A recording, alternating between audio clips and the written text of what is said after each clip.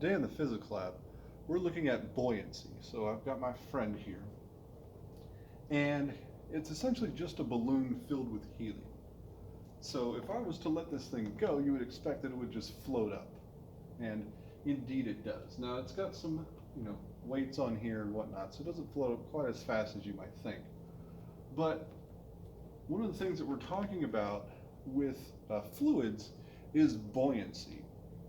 And I think it's pretty obvious that if you have a object that is less dense, well, and you put it in a fluid, like such as air that's in this room, this thing's less dense, it wants to rise. And if it's more dense, then the object will sink.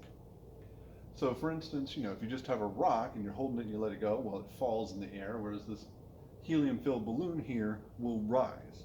One of the things I can do here is I'm going to add some mass to this to change its overall density. And I'm hoping that I can achieve what's called neutral buoyancy. And so neutral buoyancy is an interesting phenomenon. It's where your object that's neutrally buoyant will just float in front of you, okay? So, that's too much, a little bit more in there. So it's pretty close to neutrally buoyant. You'll notice it just kind of floats right here. Oh, getting out a camera shot. And put a little bit more in. So this is just experimentally determined to achieve neutral buoyancy. And so when the fish is neutrally buoyant, what are you looking at me for?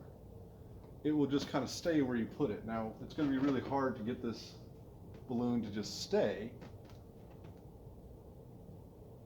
If I give it a little push, well, objects in motion tend to stay in motion.